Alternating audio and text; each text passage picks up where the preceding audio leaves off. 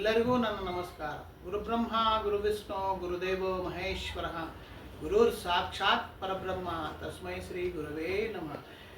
ಇವತ್ತಿನ ವಿಷಯ ಇರ್ತದೆ ಪಿತೃದೋಷ. ಪಿತೃದೋಷ ಯಾರ ಜಾತಕದಲ್ಲಿ ಪಿತೃದೋಷ ಬರುತ್ತೋ ಅವರ ಅವರ ಅವರ ಯಾವ ಕೆಲಸನೂ ಆಗ್ತಾ ಇರಲ್ಲ. ಕಿರಿಕಿರಿ ಇರುತ್ತೆ, ಅವ್ರ ಮೇಲೆ ಟೆನ್ಷನ್ ಇರುತ್ತೆ, ಏನೇ ನೌಕರಿ ಮಾಡಿದ್ರು ಸಕ್ಸಸ್ ಆಗಂಗಿಲ್ಲ, ವ್ಯಾಪಾರದಲ್ಲಿ ಅಭಿವೃದ್ಧಿ ಆಗಂಗಿಲ್ಲ, ಮನೇಲಿ ಸುಖ ಶಾಂತಿ ಇರಲ್ಲ, ಆರೋಗ್ಯ ಭಾಗ್ಯ ಇರಲ್ಲ. ನಾವು ಏನು ಯೋಚನೆ ಮಾಡಿದ್ರು ಆಗ್ತಾಯಿಲ್ಲ. ಆದರೂ ಜನ ಏನೋ ಮಾಟ ಮಂತ್ರ ಮಾಡ್ಸಂತ ತಿಳ್ಕೊಂಡು, ಆದ್ರೆ ಅಂಥದ್ದೇನು ಜಾತಕ ತೋರಿಸಿದ್ರೆ ಗೊತ್ತಾಗುತ್ತೆ ಅವರ ಜಾತಕದಲ್ಲಿ ಪಿತೃದೋಷ ಅಂತ ಬರುತ್ತೆ. ಪಿತೃದೋಷ ಹೆಂಗೆ ಬರುತ್ತೆ?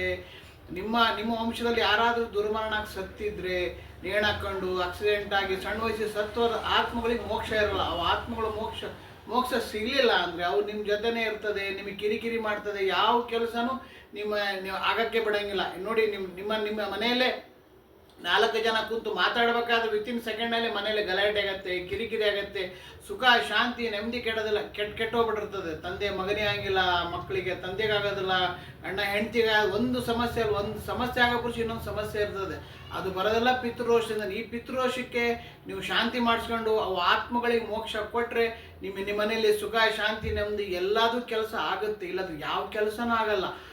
ಅದು ಆಗ್ಬೇಕನ್ನೋದಾದರೆ ನೀವು ಪಿತೃದೋಷ ಶಾಂತಿ ಮಾಡಿಸ್ಕೊಳ್ಳೇಬೇಕಾಗತ್ತೆ. ಅದು ಮಾಡಿಸಿದ್ರೆ ನಿಮ್ಮ ಮನೆಯಲ್ಲಿ ವ್ಯಾಪಾರದಲ್ಲಿ ಮನೆ ಸುಖ ಶಾಂತಿಯಲ್ಲಿ ಆರೋಗ್ಯ ಭಾಗ್ಯ ಎಲ್ಲದೂ ಬರುತ್ತೆ. ಇಲ್ಲದ್ರೆ ಕಿರಿಕಿರಿ ಟೆನ್ಷನ್ ಇದ್ದೇ ಇರುತ್ತೆ.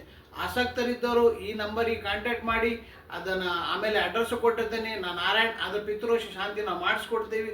ಓಕೆ, ಸಾಯಿರಾಮ್.